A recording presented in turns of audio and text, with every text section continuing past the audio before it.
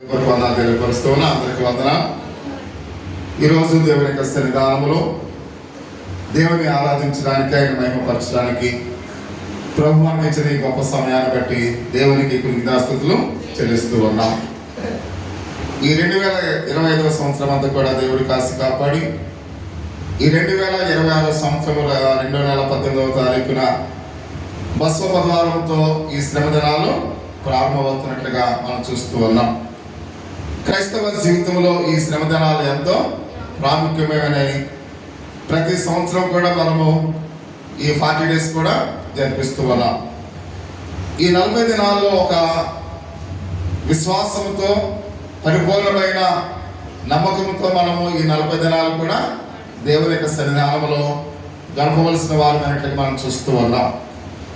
కాబట్టి ఈ శ్రమ దినాలు ఎవరి కోసం అని ఒకసారి ఆలోచన చేసినట్లయితే సర్వ మానవాళి కొరకు, కేవలం స్త్రీల కొరకే లేక సండే స్కూల్ పిల్లల కొరకు లేకపోతే యూత్ వారి కొరకు కాదు, కానీ కేవలం స్త్రీల కొరకు మాత్రమే కాదు, కానీ ఇది అందరికీ అవసరమైన ఈ శ్రమ దినాలు అనే విషయాన్ని మనం అందరం కూడా తెలుసుకోవాల్సిన వారు మనం చూస్తూ ఉన్నాం. యేసుక్రీస్తు వారు ఎవరి కోసం చనిపోయాడైనా అందరి కోసం చనిపోయాడు. కేవలం ఇక్కడున్న మీ కొరకు మాత్రమే కాదు, కానీ మనందరి కొరకు ఆయన శిలువలో మరణించినట్లుగా మనం చూస్తూ ఉన్నాం. ఈ బస్వ పదహారాన్ని మనము పురస్కరించుకుని పరిశుద్ధ దేవునికి లేఖన భాగంలో 2 వాక్య భాగాలను ఇక్కడ మనం చూస్తూ ఉన్నాం. యోవేలు గ్రంథము 2వ అధ్యాయము 12 నుండి 19 వరకు చదవవలసిన లేదు, కానీ ఒక వచనాన్ని అక్కడ చదువుకుందాం. 12వ వచనాన్ని, ఎప్పుడైతే ఉపవాసం ఉండి కన్నీరు విడిచుచు దుఃఖించుచు మనవపూర్వకముగా మీరు నా యొద్దకు రండి. చాలు. మత్తయి సువార్త 6వ అధ్యాయము 16వ వచనం నుండి 21వ వచనం వరకు 16వ వచనాన్ని చదవించాలి. మీరు ఉపవాసము చేయనప్పుడు వేషధారుల వలె దుఃఖముక్కులై ఉండకుడి. ఉపవాసము చేయుచున్నట్టు మనుషులకు కనబడవల్లని వికారం చేసుకుంది. ప్రియా సహోదరి సహోదరులారా, యోవేలు గ్రంథకర్త అదేవిధంగా ప్రభు అయిన యేసుక్రీస్తు వారు కూడా ఇద్దరు కూడా ఉపవాసము, ప్రత్యాతాపము, ప్రార్థన ద్వారా దేవుని సమీపించాలని ఆయన బోధిస్తూ ఉన్నాడు. అంటే ఈ యొక్క శ్రమ దినాల్లో ప్రతి ఒక్కరూ కూడా దీక్ష కలిగిన ఈ 40 దినాలు కూడా మనం ఉపవాసం ఉండాలని యోవేలు గ్రంథకర్త చెప్తూ ఉన్నాడు. ప్రభు అయిన యేసుక్రీస్తు వారు కూడా సెలవిస్తూ ఉన్నారు. కాబట్టి ఉపవాసం ఉంటే సరిపోతుందా? ప్రత్యాతాపం ఉండాలి. ఉపవాసంతో పాటు ఏముండాలంట? ప్రత్యాతాపం ఉండాలి. ప్రత్యాతాపంతో ఏముండాలి? ప్రార్థన ఉండాలి. అంటే ఈ 3 కూడా ఈ 40 దినాలు కూడా మనం కలిగి ఉండాలని యోవేలు గ్రంథకర్త బోధిస్తూ ఉన్నాడు. ప్రభు అయిన యేసుక్రీస్తు వారు కూడా బోధిస్తూ ఉన్నారు. కాబట్టి ఈ బస్వ పదహారం నుండి ఈ 40 దినాలు కూడా లెంట కాలము ఆరంభమవుతున్నట్లుగా, ఈ లెంట దినాలు ఆరంభమవుతున్నట్లుగా పరిశుద్ధ గ్రంథంలో అయితే మనం చూస్తూ ఉన్నాం. లెంట్ అనే ఈ యొక్క పదం ఆంగ్ల పదం. ప్రియమైన వాళ్ళ, లెంట్ అనే పదం ఏ పదం అంట? ఆంగ్ల పదం అని మనం చూస్తూ ఉన్నాం. అంటే ఈ ఆంగ్ల పదానికి అర్థం ఏంటంటే సిగురించుట అనే అర్థాన్ని ఇస్తున్నట్టుగా మనం చూస్తూ ఉన్నాం, లేదా చేల్చబడుట అనే అర్థాన్ని ఇస్తున్నట్టుగా మనం చూస్తూ ఉన్నాం. లెంట్ అనేది దాని అర్థం ఏంటి? సిగురించుట, చేల్చబడుట అనే మాటలు మనం చూస్తూ ఉన్నాం. అంటే శిలువ సన్నిధానంలో ప్రార్థన ద్వారా, ఉపవాసము ద్వారా, మనము దేవుని ధ్యానించడం ద్వారా మన హృదయము చేల్చబడాలి. ప్రియమైన వాళ్ళ, మన హృదయం ఏవాలంట? చేల్చబడాలి. కొన్ని విషయాలు మనం చూడండి, మనం వినకూడని వార్త మనం విన్నామనుకోండి, మన హృదయం ఎలా ఉంటుంది? బద్దలవుతుంది. ప్రియమైన వాళ్ళ, అకస్మాత్తుగా వినకూడని వార్త మనం విన్నామనుకోండి, మన హృదయం ఏమవుతుంది? బద్దలవుతుంది. అదే చేల్చబడటం. అంటే ఈ 40 దినాల్లో కూడా ప్రభు అయిన యేసుక్రీస్తు వారు మన కోసం ఏ విధంగా సిలువ ప్రాణం మీద ఆయన మరణించి ఉన్నాడో ఆ మాటలు వింటున్నప్పుడు మన హృదయం ఏమవ్వాలి? చేల్చబడాలి. కొంతమంది చూడండి, మన ముందు మన ఆత్మీయులు చనిపోయిన కళ్ళంటే నీరు కూడా రాదు. ప్రియమైన వాడు, రాను యొక్క రోజుల్లో టౌన్స్ లో ఏడ్చేవారు లేక డబ్బులు ఇచ్చి ఏడ్చే వాళ్ళని తీసుకెళ్తారండి ప్రియమైన వాళ్ళు. ఎందుకంటే అంత ఓపిక తండ్రి చనిపోయినా పిల్లలకు ఏడ్చేంత ఓపిక లేదు, మనవలకి మనవరాలకు ఏడ్చేంత ఓపిక లేదు. అందుకని వీళ్ళందరూ ఏం చేస్తున్నారు, ఒక 10,000 ఇస్తుంటే ఏడ్చే వాళ్ళు వస్తున్నారు. వాళ్ళే ఆ మామూలుగా ఆ తీసుకెళ్ళి దాకా చుట్టూరు కూర్చొని ఏం చేస్తారంట, ఏడుస్తారంట. అంటే ఏడ్చే ఓపిక కూడా ప్రజల్లో లేదు ప్రియమైన వాళ్ళ. కానీ ఇక్కడ ఒక విషయాన్ని మనం గమనించినట్లయితే దేవుని యొక్క వాక్యం సెలవిస్తుంది, ఈ 40 దినాలు కూడా ప్రభువైన యేసుక్రీస్తు వారు మన కోసం పడ్డ ఆ కష్టాన్ని వింటున్నప్పుడు చూస్తున్నప్పుడు మనము కూడా దుఃఖంతో కన్నీరు విడవాలి ప్రియమైన వాళ్ళ. మన హృదయము చేర్చబడాలి, సిగ్గురించాలి అని పరిశుద్ధ గ్రంథములో దేవుని యొక్క వాక్యం ద్వారా మనము వింటున్నట్లుగా మనం చూస్తూ ఉన్నాం. అంటే మన హృదయం చేర్చబడాలంటే మారు మనసుతో పశ్చాత్తాపం కలిగి ఉండాలి. మన మనసు ఎలా ఉండాలంట, మారు మనసుతో పశ్చాత్తాపాన్ని కలిగి ఉండి కాబట్టి సిగ్గురించాలి అని దేవుని యొక్క వాక్యం సెలవిస్తుంది. ఈ పశ్చాత్తాపం ద్వారా మనలో ఉన్న పాత ఆదాము అంతకంతకు కుసించి నూతన ఆదాము మన జీవితంలో ఆధ్యాత్మికంగా ఏం చేయాలి, ఎదగాలి. పాత ఆదాము ఎవరు, పాప స్వభావం కలిగిన సాతాను. కొత్త ఆదాము ఎవరు, ప్రభువైన యేసుక్రీస్తు వారు. అంటే మనలో ప్రభువైన యేసుక్రీస్తు వారు నూతనంగా ఎలా ఉండాలి, సిగ్గురించాలి. అంటే మనలో ఉన్న పాత ఆదాము అంతకంతకు కుసించిపోవాలి అని పరిశుద్ధ గ్రంథంలో మనం చూస్తూ ఉన్నాం. అలాగూ సిగ్గురించాలంటే మనలో పశ్చాత్తాపంతో కూడిన మారు మనసు మనము కలిగిన వారమై ఉండాలి అని మనం చూస్తూ ఉన్నాం. ఈ 40 దినాలు సిద్ధపరిచే కాలం ప్రియమైన వాళ్ళం. ఈ 40 దినాలు ఏంటంటే మనం సిద్ధపాటు కలిగి ఉండాలి. ఈ 40 డేస్ కూడా అనుదినము ప్రభువైన యేసుక్రీస్తు వారితో ఉండి మనకు మనం సిద్ధపాటు కలిగిన వారమై ఉండాలి అని పరిశుద్ధ గ్రంథంలో అయితే మనం చూస్తూ ఉన్నాం. భస్వము లేదా బూడిద అని మనం చూస్తూ ఉన్నాం. భస్వం అంటే అర్థం ఏంటి, బూడిద. బూడిద పశ్చాత్తాపానికి గుర్తుగా ఉంది, తగ్గింపునకు గుర్తుగా ఉంది అనే విషయానికి మనం చూస్తూ ఉన్నాం. అంటే పాత నిబంధన కాలంలో చాలా మంది భక్తులు వారు కష్టదినాలని ఎప్పుడైతే కలిగి ఉన్నారో వారు తన్ను తాను తగ్గించుకుని బూడిదలో కూర్చుని పశ్చాత్తాపడిన సందర్భాలు బైబిల్ గ్రంథంలో పాత నిబంధనలో మనం చూస్తూ ఉన్నాం. ఎవరైనా ఒకరు తెలుసా మీకు, పాత నిబంధనలో మారుగా గోని పట్టు కట్టుకుని బూడిదలో కూర్చుని తల మీద బూడిద వేసుకుని అంగలార్చి ప్రార్థన చేసేవారు ఎవరైనా మీకు తెలిసిన వారు ఎవరైనా ఉన్నారా పాత నిబంధనలో? చెప్పాలి. ఎవరు ఎవరు ఎవరు ఎవరు గుర్తున్నారా? అన్నయ్య పట్టణాలను మనం చూస్తూ ఉన్నాం. ఇంకెవరు పాత నిబంధన? వెరీ గుడ్, యోబు గారు. కాబట్టి యోబు గారు ఎంతో వేదన చెందుతూ బూడిదలో కూర్చుని గోని పట్టు కట్టుకుని ఎంతో అంగలార్చిన సమయాలు ఉన్నాయి. నినే ప్రజలు కూడా రాజు మొదలుకొని పశువులు అక్కడ ఆ దేశంలో ఉన్న ప్రతి ఒక్కరు కూడా తనను తాను తగ్గించుకుని ప్రార్థించి ఆ ఉపవాసంతో ప్రార్థించిన దినాలు మనం చూస్తూ ఉన్నాం.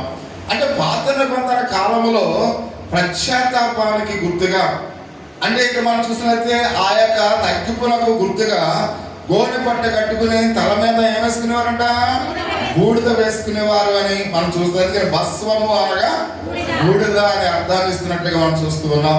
ఆ బూడిద ఏమైనా విలువ ఉంటుందా? విలువ లేదు ప్రియమైన వాళ్ళ.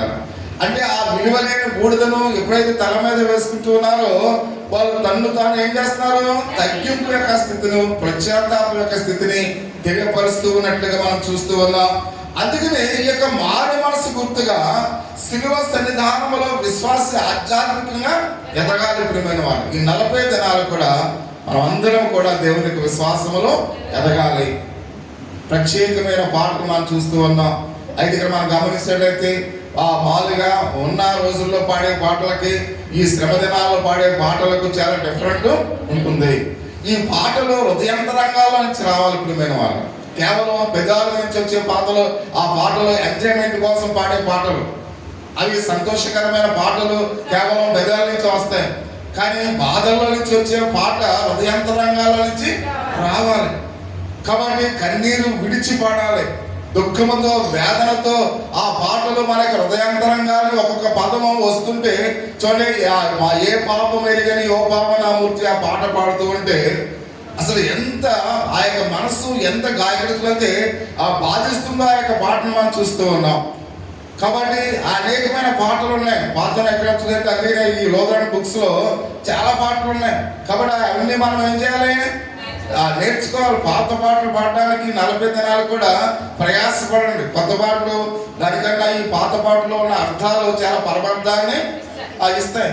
కాబట్టి మన యొక్క హృదయాంతరంగాల నుంచి అవి వస్తున్నప్పుడు వినేవాళ్ళు కూడా ఆ భావన వాళ్ళు వింటున్నప్పుడు వాళ్ళు కూడా ప్రభువైన యేసుక్రీస్తు వారు పడ్డ ఆ శ్రమల వారికి గుర్తొస్తాయి. అంటే పాటల ద్వారా కూడా మీరు ఏం చేస్తున్నారు, సువార్తను ప్రకటిస్తున్నారు మేము. అందుకని వీలైనంత వరకు పాత పాటలు పాడడానికి ప్రయత్నం చేయండి ప్రతి ఒక్కరికి కూడా.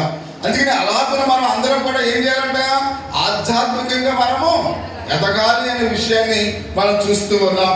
అంత మాత్రమే కాకుండా దేవుని యొక్క వాక్యాన్ని ధ్యానంతో ఈ బాహ్య ఆచారాలతో పాటుగా అంతర్య ఆరాధన కూడా మనలో ప్రారంభం కావాలని మనం చూస్తూ ఉన్నాం. శిలువ సన్నిధానంలో శిలువ ఆరాధకులుగా అయితే మనం అందరం కూడా ఉండాలి. ఈ శిలువను ఆరాధించే వారముగా ఆ శిలువలో ఉన్న మర్మాన్ని మనం తెలుసుకుని ఆ శిలువ నా జీవితానికి ఏ విధమైన పరమార్థం ఇస్తుందని ప్రతి ఒక్కరు కూడా ఈ శిలువ ధ్యానంలో విలువైన శిలువ ఆ దేవుడు మనకు లబ్ధివాదే ప్రియమైన వారు. శిలువను ఎప్పుడైతే ధ్యానిస్తామో ఆ శిలువ ద్వారా వచ్చే దీవులు మనందరి యొక్క కుటుంబాలకు కూడా అవి దొరుకుతాయనే విషయాన్ని పరిశుద్ధ గ్రంథంలో మనం చూస్తూ ఉన్నాం. ఎందుకంటే అక్కడ మనం అందరం కూడా పాపుల నిమిత్తము యేసుక్రీస్తు వారు మరణించారు ప్రియమైన వారు. ఆ శిలువ ఎందుకు విలువైనదిగా ఉందంటే, ఆ శిలువ ఎందుకు ప్రాముఖ్యమైనదిగా ఉందంటే, ఆ శిలువ ద్వారా మనకు ఎందుకు దీవులు వస్తున్నాయంటే మన పాపముల కొరకు ప్రభువైన యేసుక్రీస్తు వారు ఆ శిలువ మీద మరణించాడు అనే విషయాన్ని మనం చూస్తూ ఉన్నాం. ప్రభువైన యేసు శిలువ యొక్క మనిషికి ఆ పాపాన్ని చూపెడుతుంది అనే విషయానికి మనం చూస్తూ ఉన్నాం. ఆ శిలువను చూస్తున్నప్పుడు ఇది చాలా అందంగా ఉంది, ఇదే టేకరా వెళ్ళొచ్చు అనే ఆ భావన కాదు మనకు రావాల్సింది. ఆ శిలువను చూసిన వెంటనే ఈ శిలువ నా పాపములు చూపించాలి ప్రియమైన వారు. నువ్వు అనుదినము నిత్యము కూడా నువ్వు పుట్టినది మొదలుకొని ఇప్పటి వరకు నీ అనుదిన జీవితంలో నువ్వు చేసిన ప్రతి పాపము ఆ శిలువను చూడగానే నీకు గుర్తు రావాలి. నేను అన్యాయంగా మాట్లాడి ఉన్నాను, అనేక సందర్భాల్లో అనేక మందికి నేను ద్రోహం చేసి ఉన్నాను, అనేక విధాలుగా నేను పాప సంబంధమైన ఆలోచనతో జీవించాను, బ్రతికాను అని ఆ శిలువను చూడగానే మన పాపములు గుర్తు రావాలని పరిశుద్ధ గ్రంథంలో అయితే మనం చూస్తున్నాం. అంటే ఆ శిలువను చూస్తున్నప్పుడు మనలో ఉన్న దాగి ఉన్న ప్రతి పాపము కూడా గుర్తుకు రావాలి అని పరిశుద్ధ దేవునికి లేఖన భాగంలో మనం చూస్తూ ఉన్నాం. ఎందుకంటే సహోదరి ఆయన మాట్లాడుతూ ఉన్నాడు. ఎందుకంటే ఆయన మనము ఆ యొక్క ఆలోచన చూస్తున్నప్పుడు కాబట్టి మన యొక్క వేదనలు మన బాధలు ఆయన భరిస్తూ ఉన్నాడు. నిజానికి వాస్తవానికి పాప సంబంధమైన ఆలోచనతో బ్రతుకుతున్న మనము నిజంగా ఆ శిలువ మరణాన్ని ఎవరు పడాలి, మనం పడాలి. ఆ వేదన ఎవరు భరించాలి, మనం భరించాలి. అంటే మనం భరించవలసిన వేదన, మనం పడవలసిన ఆ యొక్క బాధలు. కాబట్టి ఇక్కడ మనం చూస్తే ఆయన తల మీద ఉన్న మొల కిరీటము ఎవరి తల మీద ఉండాలి, మన తల మీద ఉండాలి. కానీ ఎవరి తల మీద ఉంది, ప్రభువైన యేసుక్రీస్తు వారి యొక్క తల మీద ఉందని ప్రతి ఒక్కరిని కూడా గమనించవలసిన వారు పెట్టుగా మనం చూస్తూ ఉన్నాం. అంత మాత్రమే కాకుండా అతిక్రమం చేయవారితో ఆయన లెక్కించబడ్డాడు ప్రియమైన వారు. ఆయన ఎలా లెక్కించబడ్డాడంట, అతిక్రమములు చేయవారితో ఆయన లెక్కించబడ్డాడు. నిజంగా వాస్తవానికి అతిక్రమం ఎవరు చేస్తారు, మనం చేస్తాం. కానీ లెక్కలోకి ఎవరున్నారు, ప్రభువైన యేసుక్రీస్తు వారు ఉన్నారు. అంటే నీ పాపముల కొరకు నా పాపముల కొరకు ప్రభువైన యేసుక్రీస్తు వారు అతిక్రమం చేయవారుగా ఆయన లెక్కించబడినట్లుగా మనం చూస్తూ ఉన్నాం. అంత మాత్రం కాకుండా దేవుని యొక్క శాపము ఆయన మీద ఉంచబడినట్లుగా మనం చూస్తూ ఉన్నాం. అంటే నీవు నేను శాపాన్ని పొందవలసిన వారమైనప్పుడు కూడా ఆయన మనలను శపించకుండా ఆ శాపాన్ని మనకివ్వకుండా మన స్థానంలో ఆ శాపాన్ని ఎవరికి ఇచ్చారు, ప్రభువైన యేసుక్రీస్తు వారికి ఇచ్చి ఉన్నట్లుగా పరిశుద్ధ గ్రంథంలో అయితే మనం చూస్తూ ఉన్నాం. మ్రాను మీద వేలాడు ప్రతి వాడు కూడా శాపగ్రస్తుడని గలతీయులకు రాసిన పత్రిక 3వ అధ్యాయము 14వ వచనంలో ఒక మాట మనం చూస్తూ ఉన్నాం.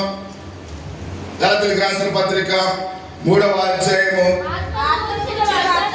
ఆ మాను మీద వేలాడబడి ప్రతివాడు శాపగ్రస్తుడని మనం చూస్తూ ఉన్నాం. అంటే శిలువ మీద ఎవరైతే వేలాడబడుతున్నారో వారందరూ కూడా ఎవరంట? శాపగ్రస్తుడు. అంటే ఇప్పుడు శిలువ మీద ఎవరు వేలాడబడ్డారు? ప్రభువైన యేసుక్రీస్తు వారు. అంటే ఇప్పుడు ప్రభువైన యేసుక్రీస్తు వారిని అది దేవుడు ఏం చేశాడు? ఇప్పుడు శాపగ్రస్తుడుగా చేసినట్లుగా పరిశుద్ధ గ్రంథంలో అయితే మనం చూస్తున్నాం. అంటే దేవుని శాపానికి కారణము ఏంటి? దేవుని యొక్క శాపానికి కారణం ఎవరు? మానవుని యొక్క పాపం. ప్రియమైన వాళ్ళు, అంటే మానవుని యొక్క పాపము దేవుని శాపగ్రహిగా చేసింది. ప్రియమైన వాళ్ళు, అంటే మనం చేసిన పాపానికి శిక్ష ఎవరు అనుభవిస్తారు? ప్రభువైన యేసుక్రీస్తు వారు. అంటే మనం చేసిన పాపానికి ఆయన శాపగ్రహిగా మారి ఉన్నట్లుగా పరిశుద్ధ గ్రంథంలో మనం చూస్తున్నాం. పాపము చేయవాడే మరణము నొందునని యేసయ్య గ్రంథము 18వ అధ్యాయము 20వ వచనంలో మనం చూస్తున్నాం. ఎవరైతే పాపము చేస్తారో వారే మరణం నొందుతారు. అంటే పాపం చేసింది ఎవరు? మనం ఇక్కడ పాపం చేస్తాం. మరణాన్ని ఎవరు పొందాలి? మనం పొందాలి. కాబట్టి ఇప్పుడు ఎవరు పొందుతున్నారు? ప్రభువైన యేసుక్రీస్తు వారు అనే విషయాన్ని మనం అందరూ కూడా మర్చిపోకూడదు. ప్రియమైన వాళ్ళ, పాపం వలన మరణము ఈ లోకములోనికి వచ్చి ఉన్నట్లుగా మనం చూస్తూ ఉన్నాం. కాబట్టి పాపం ద్వారా ఈ లోకానికి మరణం వచ్చింది. అందుకనే దేవుని యొక్క వాక్య భాగంలో మనుష్యుడు క్రీస్తును పాపిగా నిందిస్తున్నాడు. ప్రియమైన వారు, ఎంత విడ్డూరం ఒకసారి గమనించారు. పాపం చేసింది ఎవరు? మనం చేసాం. కానీ మనము ఇక్కడ ఎవరిని నిందిస్తున్నాం? పరిశుద్ధుడైన యేసుక్రీస్తు వారిని నిందిస్తూ ఉన్నాం. నిజంగా పాపి మనమై ఉండి ఆయన ఏం చేస్తున్నాం? పాపిని నిందిస్తూ ఉన్నాం. చూడండి ఎంత విడ్డూరం ఒకసారి గమనించండి. ఆయన పరిశుద్ధుడై ఉన్నాడు, మనం ఏమై ఉన్నాం? పాపులమై ఉన్నాం. ఆయన మనల్ని పరిశుద్ధులుగా చేయడానికి ఈ లోకానికి వచ్చాడు. మనం పాప జీవితాన్ని కలిగి మనం పాపులమని ఎవరిని అంటున్నాం? యేసుక్రీస్తు వారిని అంటున్నాం. కాబట్టి ఆయన పరిశుద్ధుడైన దేవుడే ఉన్నాడు. ఆయనేమో మనం పాపుగా నిందిస్తూ ఉన్నాం. కానీ పాపులమైన మనలను ఆయన ఏం చేస్తాడు? పరిశుద్ధులుగా చూస్తూ ఉన్నాడు, పరిశుద్ధులుగా చేయాలని తాపత్రయపడుతూ ఉన్నాడు. అంటే మానవులమైన మనము ఆయన పాప అక్కడ మన పాప స్థితిని మనం మర్చిపోయి ఆయన పాపగా నిందించే వారుగా ఉన్నాము అనే విషయాన్ని మనం చూస్తూ ఉన్నాం. అందుకే అంటున్నాడు యోహాను సువార్త 19వ అధ్యాయము 7వ వచనంలో మనుషుడు క్రీస్తును పాపగా ఏ విధంగా నిందిస్తూ ఉన్నాడు ఇక్కడ మనం చూస్తూ ఉన్నాం. అందుకు యూదులు మాకొక నియమము కలదు, తాను దేవుని కుమారుడిని ఇతడు చెప్పుకొనిను గనుక ఆ నియమము చొప్పున ఇతడు సావవలెను. అంటే ప్రియ సహోదరి సహోదరా, కాబట్టి యూదులు చెప్తూ ఉన్నారు ఈయన దేవుని కుమారుడు అని చెప్తూ ఉన్నాడు. మా మోషే ధర్మశాస్త్ర ప్రకారం ఒక నియమం మాకు ఉంది. ఆ నియమము ఏంటంటే ఎవరైతే దేవుని కుమారుడు అని అనుకుంటారో అటువంటి వాడు చావాలి అని వాడు చెప్తున్నాడు. అంటే పాపము చేయవాడే మరణానికి పాత్రని మనం చూస్తున్నాం. అంటే ఈ మాట చెప్పింది ఎవరు? యూదులు. కాబట్టి యూదులు ఏమంటున్నారు? కాబట్టి ఈయన దేవుని కుమారుడు అని చెప్తున్నాడు కనుక ఈయన ఏమవ్వాలి? చావాలి. అంటే చావాలంటే ఈయన పాపిగా వాళ్ళు మాట్లాడుతూ ఉన్నారు. అంటే పాపి అయిన మనుషుడు ఇక్కడ నిరపరాధిని పరిశుద్ధులైన దేవుని ఏమంటాడు? పాపిగా అని వాళ్ళు నిందిస్తూ ఉన్నట్లుగా మనం చూస్తున్నాం. అంటే మన జీవితాల్లో మనము కూడా మన పాపులమైనప్పుడు కూడా దేవుని ఏమన్నాం? పాపి అని మనం నిందించే వారుగా ఉన్నాము అనే విషయానికి మనం చూస్తూ ఉన్నాం. అందుకనే దేవదోషణ మనుషులు కూడా ఆయన దేవదోషణ చేస్తాడని వాళ్ళు అంటున్నట్టుగా మనం చూస్తూ ఉన్నాం. కాబట్టి మనుషుడు యేసుక్రీస్తు వారిని అవమానంగా చేస్తున్నాడు. ప్రియమైన వారు, మనుషుడు యేసుక్రీస్తు వారిని అవమానంగా చూస్తూ ఉన్నాడు. నిజంగా వాస్తవాన్ని పాపిని అందరూ కూడా అసహ్యంగా చూస్తారు. పాపి జీవితాన్ని కలిగి ఉన్న వారిని అందరూ కూడా అసహ్యించుకుంటారు. కానీ పాపి అయిన మనుషుడు పరిశుద్ధుడైన యేసుక్రీస్తు వారిని ఎలా చూస్తున్నాడంట? అసహ్యంగా చూస్తున్నాడంట, అవమానకరంగా చూస్తున్నాడంట. కాబట్టి మనుషుడు ఎంత ఎత్తెదిగిపోతూ ఉన్నాడు ఒకసారి గమనించాలి. అంటే తన పాప స్థితిని మర్చిపోయి నిరపరాధైన యేసుక్రీస్తు వారిని అసహనముతో చూస్తూ ఉన్నట్లుగా పరిశుద్ధ గ్రంథంలో అయితే మనం చూస్తూ ఉన్నాం. అది అంటూ ఉన్నాడు ప్రియ సహోదరి సహోదర, అపోస్తలుల కార్యములు 3వ అధ్యాయము 15వ వచనంలో పేతురు గారు మాట్లాడుతుంటాడు. మా అక్కడ మనుషుడు యేసుక్రీస్తు వారిని అవమానంగా చూస్తున్నప్పుడు పేతురు అంటున్నాడు, మీరు జీవాధిపతిని సంపుతిరి, దేవుడు ఆయనను మృతుల నుండి లేపేన వరకు మనం చూస్తూ ఉన్నాం. కాబట్టి వాళ్ళతో మాట్లాడుతున్నాడు. పేతురు ఎంతో పిరికితనంతో భయంతో ఉన్న పేతురు ఇప్పుడు ఆయన పరిశుద్ధాత్మ శక్తిని పొందుకుని ఏమన్నాడు? మీరు జీవాధిపతిని చంపాలని మాట్లాడుతున్నాడు. అంటే కాబట్టి ఆ యొక్క యూదులైతేనేమి, అక్కడ ఉన్న పాపులైతేనేమి, అయితే ఇక్కడ ఒక జీవాధిపతి వారు ఏం చేశారు? చంపివేసినట్లుగా పరిశుద్ధ గ్రంథంలో అయితే మనం చూస్తూ ఉన్నాం. ప్రియ సహోదరి సహోదర, దేవుడు ఆయనను పాపిగా ఎంచబడలేదు అని ఇక్కడ మనం చూస్తూ ఉన్నాం. దేవుడు ఆయన పాపిగా ఎంచాడంట, ఎంచలేదు వారు. అంటే మనము యేసుక్రీస్తు వారిని పాపిగా చూసాం, పాపిగా అవమానించి ఉన్నాం, పాపిగా అసహించుకున్నాం. కానీ దేవుడు ఏ మాత్రము కూడా యేసుక్రీస్తు వారిని పాపిగా చూడలేదు. కానీ ఆయన మన కొరకు పాపముగా చేశాడు. ప్రియమైన వారు, ఆయన పాపిగా దేవుడే ఒకసారి నా వైపు చూడాలి. దేవుడు ఆయన్ని పాపిగా చూడలేదు. కానీ ఏం చేశాడంటే దేవుడు